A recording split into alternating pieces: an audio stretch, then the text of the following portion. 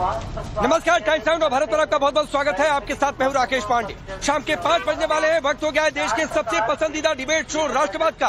राष्ट्रवाद यानी देश से बढ़कर कुछ नहीं। मेरी मौजूदगी है लगातार प्रयागराज महाकुंभ में और आज यहाँ पर आते आते आज अखिलेश यादव आ गए। संगम में उन्होंने डुबकी लगाई, 11 डुबकी उन्होंने लगाई है। सवाल है कि मां गंगा ने तो बुला लिया, अयोध्या में रामलला कब बुलाएंगे? सवाल ये भी है कि अगर राम मंदिर से जुड़े हुए लोगों को पद्म सम्मान दिया गया तो उस पर सियासत क्यों हो रही है? ये राम मंदिर से विरोध है या फिर तुष्टीकरण की सियासत है? सवाल इस बात का भी लेकर है कि सनातन का विरोध क्या सिर्फ वोट बैंक के लिए हो रहा है? अखिलेश यादव ने यहाँ से महाकुंभ की अव्यवस्थाओं पर भी बोला।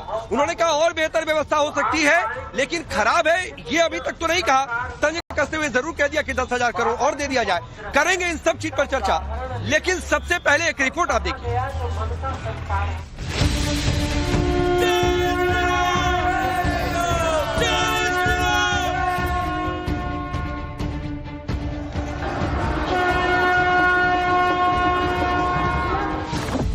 साध्वी ऋतंभरा सम्मान पद्म भूषण, राम मंदिर आंदोलन को धार देने वाली साध्वी।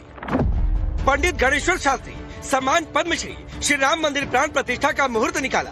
काशी विश्वनाथ कॉरिडोर के उद्घाटन का भी मुहूर्त निकाला। चंद्रकांत सोमपुरा सम्मान पद्मश्री, अयोध्या में भव्य श्री राम मंदिर के शिल्पकार। किशोर कुणाल सम्मान मरणोपरांत पद्मश्री, राम मंदिर के लिए समर्पित राम मंदिर ट्रस्ट के सदस्य थे। राम जन्मभूमि आंदोलन और राम मंदिर से जुड़े कुछ लोगों को पद्म सम्मान देने की घोषणा क्या हुई? सनातन विरोधियों को जैसे राम मंदिर के खिलाफ नफरती बयानबाजी का नया मौका मिल गया।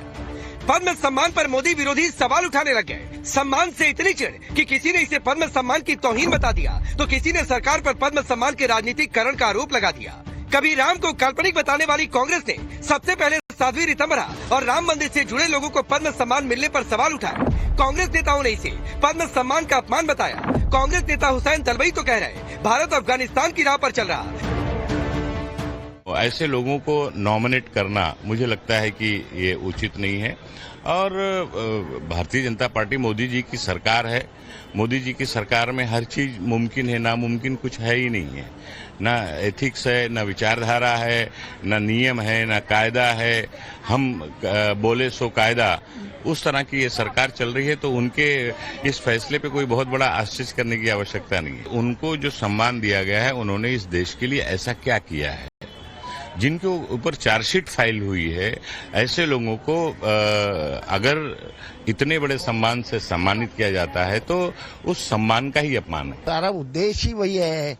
उनके ऐसे सारे मस्जिदों के नीचे मंदिर है क्या देखने जा रहे हैं? अरे ऐसा है कि इस देश के लोगों अबे ये देश बना, ये ताजमहल का नाम भी बदलने का सोच रहे हैं। इस तरह का करना बिल्कुल गलत बात है। एक तरह से गलत, हम पूरे दुनिया को एक गलत ये दिखाए। हम ये भारत, ये हमारा देश है, ये अफगानिस्तान की चाल पे चल रहा है। क्या चला है? अफगानिस्तान ये यहाँ की लोकतांत्रिक व्यवस्था ही खत्म कर रहे हैं। कांग्रेस ने सवाल उठाए तो समाजवादी पार्टी कहाँ पीछे रहने वाली थी? बात बात पर सनातन और राम मंदिर पर विवादित बयानबाजी करने वाली समाजवादी पार्टी ने सरकार पर पद्म सम्मान के राजनीतिकरण करने का आरोप लगा दिया तो नेशनल कॉन्फ्रेंस ने इसे पद्म अवार्ड की तौहीन बता दिया। लेकिन भारतीय जनता पार्टी ने पद्म विभूषण का भी राजनीतिकरण कर दिया है। अब क्राइटेरिया हो गया है या तो वो आरएसएस का मेंबर हो और या फिर राम मंदिर के आंदोलन से जुड़ा हो। अब आप मान लीजिए कि राम मंदिर का कोई आर्किटेक्ट है, आपने उसको भी विभूषण दे दिया है। मान लीजिए कि कोई ट्रस्टी है, सदस्य है, आपने उसको दे दिया है। किसी को कहा आप आंदोलन से जुड़े हैं तो आपने उसको दे दिया। किसी से कहा कि आपने उसका शुभ मुहूर्त निकाला था इसलिए आप दे दिए। देखिए, भारतीय जनता पार्टी धर्म की राजनीति करती है। कोई एक्स्ट्रा ऑर्डिनरी काम करेंगे मुल्क के लिए, स्कॉलर हूँ, क्या नाम है, देश के लिए कोई और काम किया हो, सोशल वर्क करने वाले हों, उनको इससे नवाजा जाता था। लेकिन बदकिस्मती यह है कि अब धर्म के नाम पे अवार्ड हो गया है।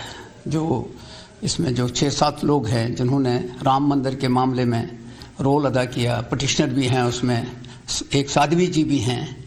अब लगता है कि ये अवार्ड मंदिरों के पुजारियों को भी दिए जाएंगे और कहीं कहीं इनको लगे तो वहाँ से पकड़ के लाएंगे उनको। तो ये अवार्ड की जो है ये तौहीन है। समाजवादी पार्टी पद्म सम्मान को लेकर सवाल उठा रही है, लेकिन महाकुंभ पर सवाल उठाने वाले अखिलेश यादव आखिरकार आज महाकुंभ में पहुंच गए। अखिलेश यादव ने संगम पर डुबकी लगाई। महाकुंभ में डुबकी पर उठे सवाल के बाद अखिलेश संगम का दबाव नहीं सह पाए, दौड़े दौड़े प्रयागराज आए। अखिलेश ने डुबकी लगाई, लगता है माँ गंगा ने उन्हें बुला ही लिया। महाकुंभ के आयोजन में ये पौराणिक है कि बिना बुलाए और अपने आप सब लोग आते हैं। अपनी व्यक्तिगत आस्था है उनकी सबकी। आज हमें भी मौका मिला है। मैं आज महाकुंभ में स्नान कर करके जा रहा हूं। मैंने 11 डुबकी लगाई हैं। विकल्प यही है कि सौहार्द बना रहे, सद्भावना बनी रहे, सहनशीलता हो, और जो भी स्नान हो सहनशीलता के साथ स्नान होना चाहिए। ये सरकार के लोगों को कोई स्पोर्ट्स इवेंट नहीं बनाना चाहिए। इंतजाम 10,000 करोड़ में और भी अच्छे हो सकते थे। दिल्ली वालों को भी अपना खजाना खोल देना चाहिए। लेकिन सवाल है कि आखिर रामलला ने उन्हें अभी तक क्यों नहीं बुलाया? क्या अखिलेश रामलला के दर्शन करने जाएंगे या फिर मिल्कीपुर उपचुनाव के लिए सियासी डुबकी लगा रहे हैं? इन सबके बीच विपक्ष को सनातन से इतनी चिढ़ हो गई है कि वो सनातन के खिलाफ आवाज बुलंद करने के लिए कोई मौका नहीं छोड़ना चाहते। बार बार महाकुंभ पर सवाल उठाने वाले विरोधियों ने एक बार फिर महाकुंभ पर विवादित बयान दिया। कांग्रेस नेता हुसैन दलवाई भ्रम फैला रहे और कह रहे कि गंगा स्नान करने से बीमारियां फैल जाएंगी। बड़े पैमाने पे लोग नदी में जाते हैं, गंगा नदी में, गंगा माई में स्नान लेते हैं, तो मेरे ख्याल से कितनी गंदगी होती होगी। इसकी वजह से यहाँ बड़े पैमाने पे तो बीमारियां फैल जाएंगी। हज के लिए एक दफा गया था, 2 दफा मैं इसके लिए भी गया था। मेरे ख्याल से वहाँ जिस तरह से इंतजाम होता है ना, वैसा यहाँ भी इंतजाम करिए ना। अब सवाल है, क्या विपक्ष को सनातन राम मंदिर से इतनी चिढ़ हो गई है तभी पद्म सम्मान और संगम स्नान पर सवाल उठाए जा रहे हैं? सवाल ये भी है कि आखिर कब तक विपक्ष वोट बैंक की राजनीति के लिए सनातन और सनातनी आस्था पर प्रहार करेगा? सबसे बड़ा सवाल कि अगर मोदी सरकार काम के आधार पर पद्म सम्मान दे रही है तो फिर उस पर ही राजनीति करने के लिए विपक्ष क्यों एजेंडा खोज रहा है? Bureau report, times now of Bharat. चलिए आपने रिपोर्ट देखी, मैं आपका परिचय आज के मेहमानों से करवाता हूं। तो हिंद सेना भारतीय जनता पार्टी के नेता और प्रवक्ता, विनोद बंसल जी बीएसपी के नेता और प्रवक्ता, जगदीश शर्मा जी कांग्रेस पार्टी के नेता, अखिलेश कटियार समाजवादी पार्टी के नेता और प्रवक्ता, हाफिज नूर अहमद अजहरी है इस्लामिक स्कॉलर के तौर पर। आप सभी का बहुत बहुत स्वागत है। और शुरुआत मैं कर रहा हूँ अखिलेश भाई आपसे, और सवाल पहला तो ये है कि अखिलेश जी ठीक है, तबीयत तो नहीं खराब हुई उनकी? नहीं पांडे साहब, मुझे कई बार ऐसा नहीं लगता। आप तो बड़े पढ़े लिखे समझदार से पत्रकार हैं। दौड़े दौड़े चले गए, दबाव नहीं सह पाए, सनातन का विरोध। अब इस तरीके के शब्दों की मुझे लगता है कि जरूरत और गुंजाइश है पांडे साहब बोलने की।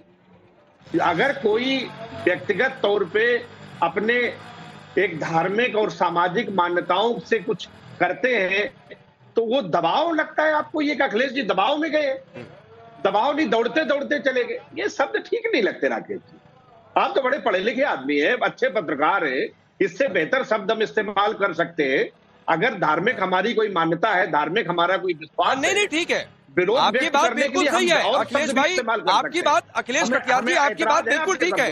अब सुनिए, आपने रिपोर्ट में जिन शब्दों का बात कहा है, पहले तो मैंने पूछा था कि अखिलेश यादव की तबीयत वगैरह ठीक है ना, क्योंकि कांग्रेस के नेता कह रहे हैं कि भैया जो नहाएगा उसकी तबीयत खराब हो जाएगी।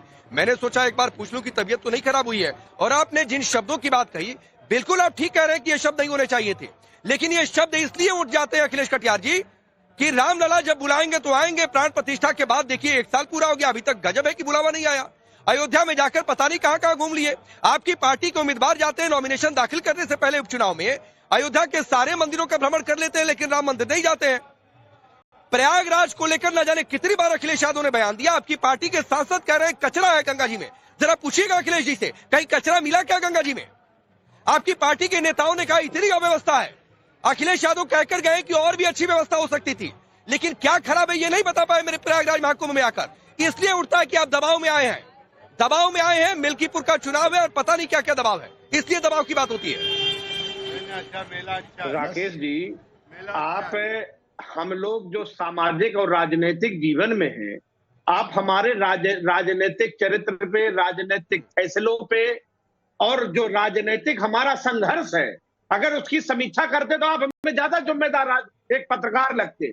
हमारे व्यक्तिगत जीवन में धर्म हमारे व्यक्तिगत आस्था का अंग है, मैं ये नहीं चाहता कि उसकी समीक्षा आप सार्वजनिक तौर पे करें। हम सनातन को कितना मानते हैं, सनातन में हमारी कितनी निष्ठा है, मेरे नेता की धार्मिक मान्यताएं क्या सार्वजनिक है, तौर पर टिप्पणी करते रहे। ये राजनीति नहीं, आप सार्वजनिक तौर पर अखिलेश कटियार आप टिप्पणी करते रहे, सार्वजनिक तौर पर कह दें कि राम मंदिर का नक्शा अरे गजब है, बेकार है भाई, ये मंदिर अच्छा लग रहा है क्या देखने में। आपकी पार्टी के महासचिव ने कहा, क्या जरूरत थी सार्वजनिक तौर पर ऐसी टिप्पणी करने की? आपकी पार्टी के नेता ने कहा ये तो इवेंट है, आपकी पार्टी के मुखिया कह रहे हैं कि स्पोर्ट्स इवेंट बनाया गया, क्या जरूरत है ऐसी टिप्पणी करने की? हमारे नेता ने क्या बोला? आप पूछिए कि बेरोजगारी पे मेरे नेता ने क्या बोला। नहीं, अभी शिक्षा नीति पर मत जाइए, अभी अखिलेश कटियार शिक्षा नीति पर बातचीत नहीं हो रही है। आपने कहा ना कि धर्म है, निजी आस्था है, उसकी सार्वजनिक तौर पर टिप्पणी नहीं होनी चाहिए। मैं भी मान रहा हूँ टिप्पणी नहीं होनी चाहिए, लेकिन आप धर्म पर सार्वजनिक तौर पर टिप्पणी करें। आपकी पार्टी के नेता राम मंदिर को कहे कि बेकार बना हुआ है, बेकार का नक्शा बना हुआ है। आपकी पार्टी के नेता पता नहीं कहां से सोशल मीडिया से वीडियो उठाकर प्रयागराज के महाकुंभ में अफवाह फैलाने, फिर ठीक है। गंगा जी में कचरा है, संगम में कचरा है, आपकी पार्टी के नेता कह दे तब ठीक है, तब सार्वजनिक टिप्पणी ठीक है, और सवाल पूछ दिया जाए तो सार्वजनिक टिप्पणी और समीक्षा बुरी लगने लगती है। नहीं, मुझे मैं ये मानता हूं कि समाजवादी किसी दबाव में फैसला नहीं लेते। माननीय अखिलेश यादव जी की ये व्यक्तिगत निष्ठा है। अरे फिर वही बात है भाई, किसी को दिखाने के लिए गए, ना किसी को बताने के लिए गए। हाँ, तो व्यक्तिगत निष्ठा राम मंदिर में नहीं है। हम अपने नेता, ये आप तय नहीं करेंगे ना राकेश जी, मेरी निष्ठा किसमें है किसमें नहीं है, हम कहाँ जाते हैं कहाँ नहीं जाते, हम कब जाएंगे। नहीं तो पूछ रहा हूँ भाई, मिलेंगे नहीं पूछ रहा हूँ, और अखिलेश कटियार ये पूछने का हक है। सार्वजनिक जीवन में जब आप होते हैं, जन सेवा के जीवन में होते हैं, तो सवालों का सामना करना पड़ता है, और टिप्पणी करेंगे तो सवाल उठेंगे। फिर ये कहकर आप नहीं हट सकते हैं कि ये निजी विषय है, ये नहीं हो सकता। राकेश जी, धर्म की आड़ में राजनीति करना हमारे समाजवादी लोग नहीं करते, मेरे नेता माननीय अखिलेश यादव जी नहीं करते। राजनीति राजनीतिक तत्परताओं से करते हैं।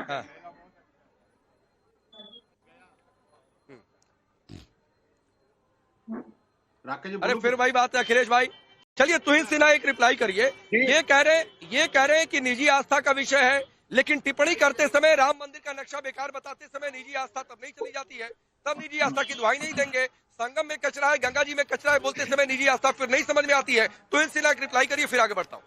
नमस्ते राकेश जी, सबको नमस्ते। देखिए, जो व्यक्ति आस्था के साथ आता है माँ गंगा के पास, उसका स्वागत है, उसका सम्मान है, लेकिन यहाँ पर जो है मुझे नहीं लग रहा है कि आस्था के साथ वो आए हैं, वरना ये अनाप शनाप पिछले 15 दिन से समाजवादी पार्टी क्यों कह रही होती।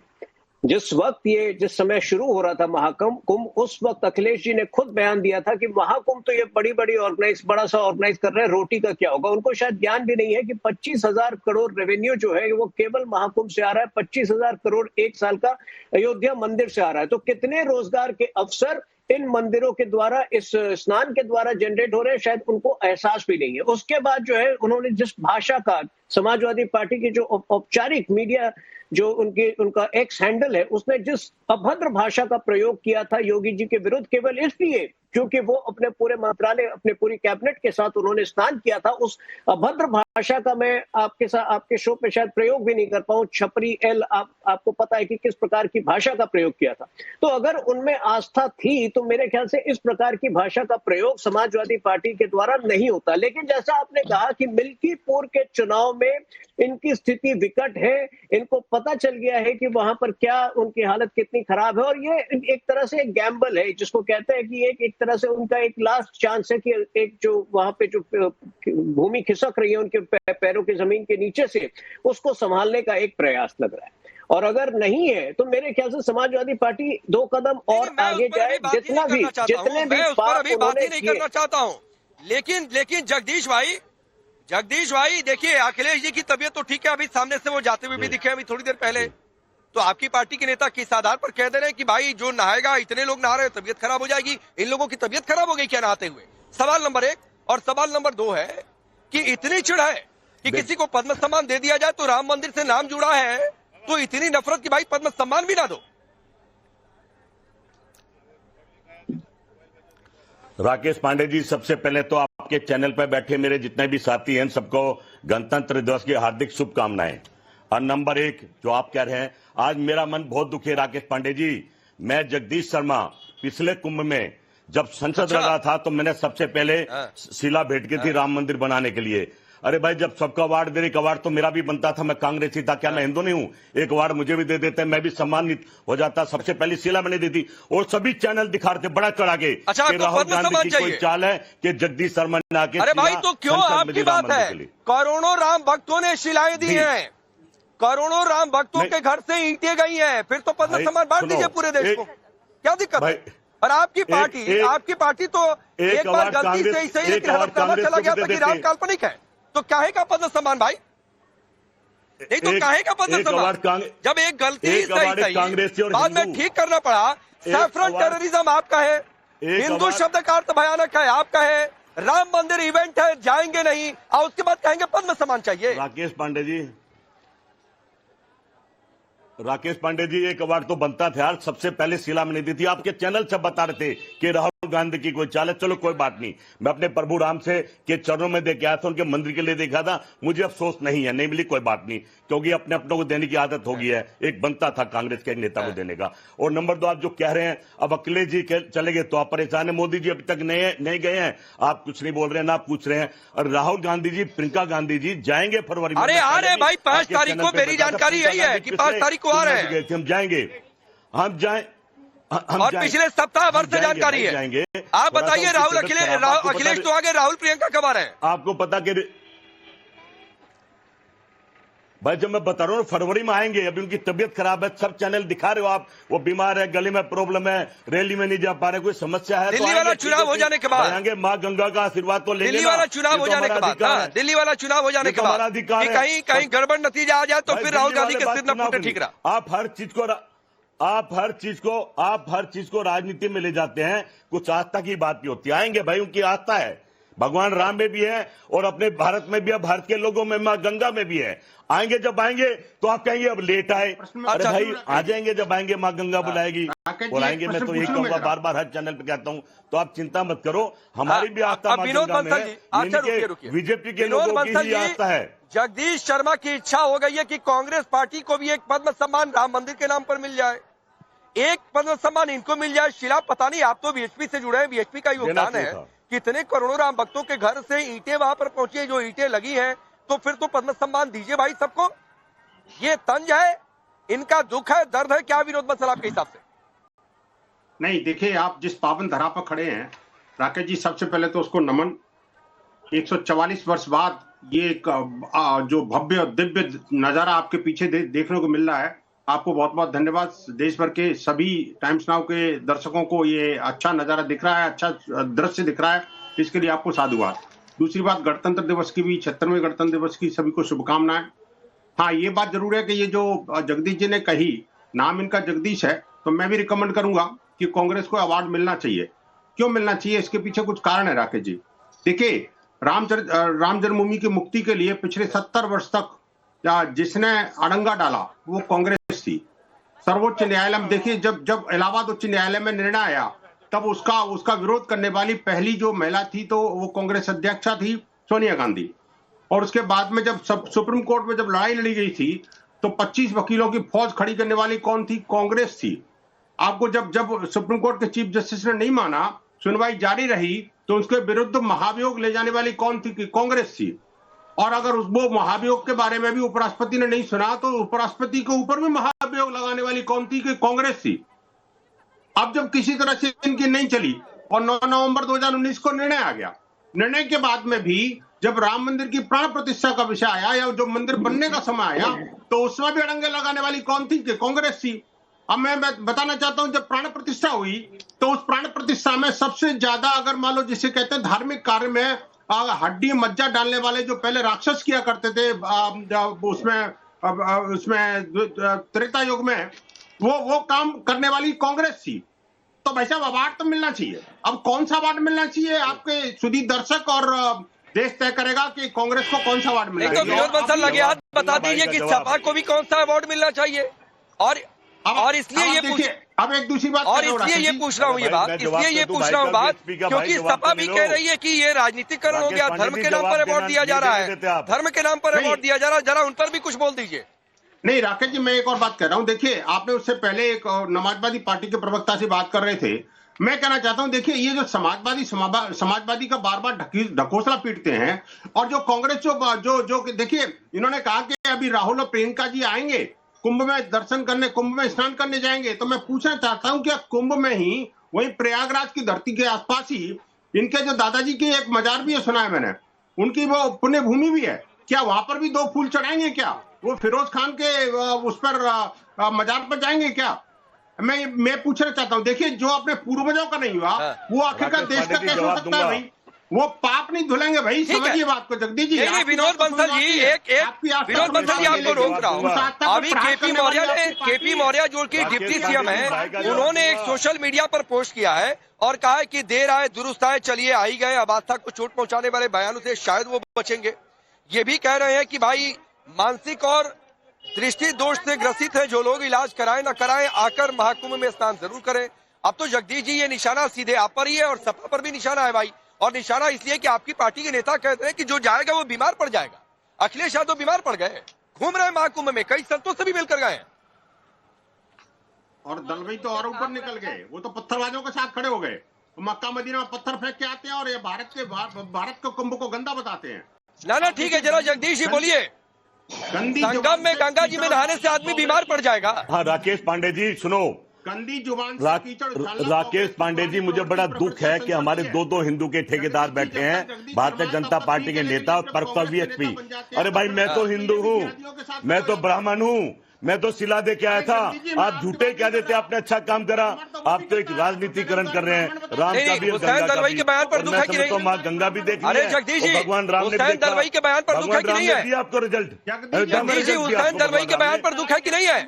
नहीं, मुझे खुशी हो रही है बात का है कि हिंदू खुशी हो रही है, ठेकेदार बैठे हैं और एक हिंदू ब्राह्मण का अपमान कर रहे हैं, तो क्या राम इनसे खुश हो जाएंगे? क्या राम इनसे खुश? अरे झूठा ही क्या देते भाई। जगदीश शर्मा जी अच्छी बात आप गए, अब वैसे ही क्या देते? अच्छा मुझे पता, मेरे राम को तो मत बांटो भाई, पर भी आता हूँ। गंगा मांगो तो मत बांटो, ये हम सबके पाप धोती है। अच्छा रुकिए, होल्ड जगदीश जी, होल्ड, बंटवारा मत करो, होल्ड बंटवारा मत करो। अब आचार्य जी एक बात बताइए, नहाने से बीमार हो जाएगा? 11 करोड़ लोग से ऊपर नहा लिए हैं, नहाने से क्या तो बीमारी हो जाएगी? फिर उसके बाद कोई अव्यवस्था पर टिप्पणी करे कुछ भी करे, यहाँ आ गए वहां नहीं जाएंगे, तो क्या तो निजी आस्था है? राम मंदिर बेकार है, तब तो समझ में नहीं आता है। तो भाई बताइए, और मैं ये बात आपसे एक मुसलमान होने के नाते पूछ रहा हूँ, क्या ये वोट बैंक प्रभावित होता है या फिर तुष्टीकरण की जो कॉन्सेप्ट है उस कॉन्सेप्ट के हिसाब से ये मजबूरी है, सियासी मजबूरी है, क्या है आपके हिसाब से? ये आप बिला वजह की बात कर रहे हैं कि सियासी मजबूरी है, और ये वो हिंदू हैं। और आप मैं ये भाजपा और बीएसपी के से बात नहीं कर रहा हूं, मैं आपसे कह रहा हूं राकेश पांडे जी, आप जो हैं आप उसको हिंदू मानते ही नहीं है जो भाजपा में नहीं है। क्योंकि मैं आपकी लैंग्वेज, आपके तरीकेकार सुन रहा हूं, देख रहा हूं, और कई सालों से आपके साथ डिबेट भी कर रहा हूं। मतलब आप उसी को हिंदू मानते हैं जो आरएसएस से ताल्लुक रखता हो, जो भाजपा से ताल्लुक रखता हो, उसी को मानते हैं। अभी जगदीश जी ने कितनी अच्छी बात कही, आपने उसको भी तोड़ दिया। पता नहीं क्यों आपको जैसे आलोचना सुनना क्यों नहीं आती? ये भी बोल रहे थे बंसल जी, मैं नहीं बोला था। बंसल जी सुनिए, आप बंसल जी सुनिए, अभी आपने एक जुमला बोला था, सुन ले, सब घर वापसी कर लीजिए, सुन ले भाई, जरा सुने, आप मेरी बात सुने। घर वापसी कहते रटे रटाए जुमले बरसों से बोल रहे हो चैनलों पर, सुनो हमारी बात। राकेश जी, अभी आपने जुमला बोला था कि मिल्कीपुर के चुनाव के लिए वो डुबकी लगा रहे थे क्या? तो मैं पूछ रहा हूँ, ये पद्मश्री जो अवार्ड दे रहे हो आप, अरे मैंने ये कहा दे रहे हो, ये मिल्कीपुर के चुनाव के लिए दे रहे हो? मिल्कीपुर के चुनाव के लिए दे रहे हो अवार्ड? तो आपको दुख हो रहा है? नहीं रुकिए, विनोद बंसल रुकिए, विनोद बंसल रुकिए, राम मंदिर नहीं विनोद बंसल रुकिए। अरे आचार्य जी सुनिए, आचार्य जी सुनिए, आपको दुख हो गया ना, आपको दुख हो गया ना इन लोगों को, इन 6 लोगों को पद्म। एक मिनट रुकिए, विनोद बंसल जी, अभी सिर्फ मैं और आचार्य जी, उन्होंने कहा ना कि वो सिर्फ मुझसे बात कर रहे हैं। जब विरोध बंसल नहीं भाई, 1.5 मिनट आचार्य जी, 1.5 मिनट आप भी बोले हैं। आचार्य जी 1.5 मिनट आप भी बोले हैं। सुनिए, आप सवाल सुनिए, 1.5 मिनट। अरे करिए ना आलोचना, कोई दिक्कत नहीं है। करिए आलोचना, कोई दिक्कत नहीं है। अब सवाल सुनिए, 1.5 मिनट आपने नॉन स्टॉप बोला है। अब सवाल सुनिए भाई, सवाल सुनिए, सवाल सुनिए। 1.5-2 मिनट आपने बोला ना, अब सवाल सुनिए। आपने कहा ना तमाम मेरे ऊपर बातें कहीं करिए सर, मुझे कोई फर्क नहीं पड़ता, मैं ऐसे आप लोगों की बातें और टैगिंग झाड़ देता हूं। अब सवाल सुनिए। आपने कहा ना कि इन्होंने ऐसा कहा, मैंने ऐसा कहा, मैंने वैसा कहा। अब सवाल सुनिए। हाँ, सवाल सुनिए, सवाल सुनिए। कॉपी मत कर रहे, कॉपी मत किया करिए, सवाल सुनिए सर। कोई नई स्टाइल खोज के लाइए, कोई नई स्टाइल खोज के लाइए। चलिए अब सवाल सुनिए हजारी जी, सवाल सुनिए प्लीज, सवाल सुनिए। मैं बाहर से हूं, मजबूरी समझिए, सवाल सुनिए। आपने कहा ना, लेकिन आप एक बार सुनिए भाई, सुनिए हजारी जी सुनिए, वरना फिर मुझे नहीं अच्छा लगता है। सुनिए, आपने कहा ना कि मैंने ये कहा, उन्होंने कहा, मैंने तोड़ मरोड़ दिया। आप एक बार हुसैन दलवाई की आलोचना नहीं कर पाए कि उन्होंने नहाने से इसी संगम में बीमारी हो जाएगी, ये करोड़ों सनातनियों की आस्था पर उन्होंने चोट पहुंचाई है। आपके मुंह से एक छू तक नहीं निकली, और कोई आपको लेकर बोल दे तो आपको बेचैनी हो जाएगी, फिर तो पता नहीं क्या क्या शहर में नारे लग जाएंगे। मैं वो भी बात नहीं कर रहा हूँ, किसी की भी आस्था पर चोट। आपको तो बस कोई बंदा, आपको कितना 4 मिनट 5 मिनट आपको शुरू से वही करनी चाहिए थी। सुनो, नरसिंहानंद जो रात दिन मुसलमानों को गालियां देता रहा, वो रसूलुल्लाह सल्लल्लाहु अलैहि वसल्लम के सामने गुस्ताखी करता रहा। अरे भाई, वो सत्ता के साथ में घूम रहा था। अरे हजारी जी, मुसलमान ही नहीं, हिंदू मुस्लिम सिख ईसाई किसी को कोई भी गाली देगा तो वो बर्दाश्त नहीं होगा ना, उसको हम इंडोर्स करेंगे।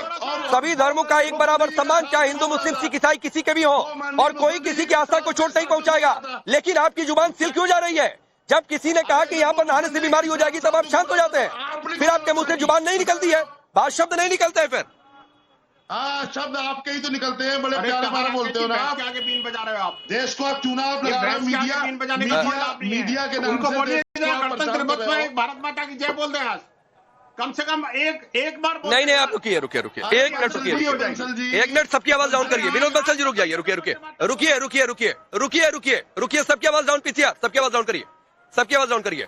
एक तो हजारी जी, ये नेशनल चैनल पर आप बैठे हुए हैं, चूना लगाने का काम आप करते होंगे या आपकी सोच वैसी होगी, तो सर चौक चौराहों पर जाकर ऐसी बातें करिए। और जिस मीडिया चैनल के लिए आप कहते होंगे, कहते रहिए, मेरे सामने ऐसे शब्दों का इस्तेमाल मत क्या करिए। आप धर्म के नाम पर अपने युवाओं को बरगलाते होंगे।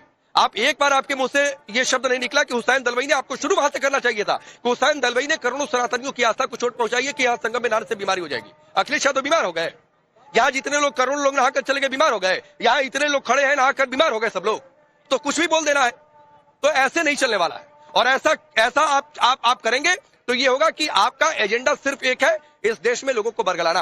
अब चलिए 20 सेकंड आपकी आवाज खोल रहा हूं, बोलिए। आपकी मेहनत रहती है ये हर हाल में कि आप समाजवादी पार्टी के खिलाफ हिंदू समाज को कर दो, ये आपकी मेहनत आपकी रहती है। आप कामयाब नहीं होने वाले हो। हिंदू समाज समझ, मुझे सपा से कौन सी दुश्मनी है? सपा के कई नेता प्रवक्ता मेरे निजी तौर पर बहुत अच्छे मित्र हैं, ये हमारा आवाज और प्रोफेशनली भी उनसे बातचीत होती है। मेरी कौन सी दुश्मनी है भाई? मोहताज नहीं है, बुलाइए। आप सपा के प्रवक्ता हैं? नहीं, आप सपा के प्रवक्ता हैं। आपसे मैंने एक इंडिविजुअल के तौर पर एक सवाल पूछा था और आप अखिलेश कटियार का काम करने लगे। आप अखिलेश कटियार का काम करने लगे। अखिलेश कटियार को मैं बोल देता हूँ कि आप जाइए, क्योंकि सपा के एक प्रवक्ता तो बैठे हुए हैं। बोलेंगे तब आपकी बात बर्दाश्त नहीं करेंगे साहब। एक मिनट, आवाज डाउन करिए, सुनिए। ये घटिया वाला काम आप करते होंगे। आजारी, एकदम मैं बोल रहा हूं ना कि मेरे सामने बातचीत और बोलचाल की भाषा एकदम मर्यादा रखिए, और घटिया वाले शब्दों का इस्तेमाल कर रहा हूं तो सर कहीं और क्या करिए, मेरे सामने मत क्या करिए। चलिए ठीक है। अखिलेश कटियार भाई बहुत सवाल निकालता है। ठीक है, आप बोलते कि हम आ जाएंगे। आपके नेता कह रहे हैं कि धर्म का राजनीतिकरण, तो राम मंदिर से जुड़े लोगों को पद्म सम्मान दे दिया गया तो इतनी दिक्कत हो गई, फिर तो मुलायम सिंह यादव जी को भी दिया गया था पद्म सम्मान, और इसी बीजेपी मोदी सरकार ने दिया था। राकेश जी, में पहले हमारे जो सिन्हा साहब हैं, भारतीय जनता पार्टी के प्रवक्ता हैं, उनके 2 मुद्दे आए थे। मैं पहले उनके 2 मुद्दों को संबोधित करते हुए अपनी बात आगे बढ़ाऊंगा। आपने कहा कि 25,000 करोड़ का व्यापार निकला है मंदिर से और इस महाकुंभ से, तो यहाँ पे दलित और पिछड़ों की भी हिस्से, राजस्व की बात, जो राजस्व हो रहा है तो उसमें दलित पिछड़ों की भी हिस्सेदारी कुछ बढ़ गई होगी। कुछ मंदिरों में पुजारी जो है दलित पिछड़े भी बनाने शुरू कर दिए होंगे। अगर कर दिए होंगे तो हम आपके इन फैसलों का सम्मान करते हैं। दूसरी बात, आपने सिन्हा जी कहा, सिन्हा जी सुनते रहो, बात पूरी सुन लो। वो 1-2 बना के आप उसको वो पूरा मत करिए कि 90-95% धंधे पे कब्जा हमारा है, एक आध कर दिया बात खत्म होगी। आपने कहा कि जमीन खिसक रही है, तो जो राम गमन पथ है अयोध्या का लेके चाहे चित्रकूट तक, इलाहाबाद, जहां संगम हो रहा है, भारतीय जनता पार्टी सब जगह से आ रही है। तो जमीन किसकी खिसक रही है? डर किसको है? धर्म के नाम पे राजनीति किसे करनी है? धर्म के नाम पे। मैं वो बात नहीं कर रहा हूँ अखिलेश कटियार जी, सुनिए ना। तुहिन सिन्हा 30 सेकंड दे दीजिए, आ रहा हूँ, रिप्लाई करिएगा। तुहिन सिन्हा 20 सेकंड दीजिए।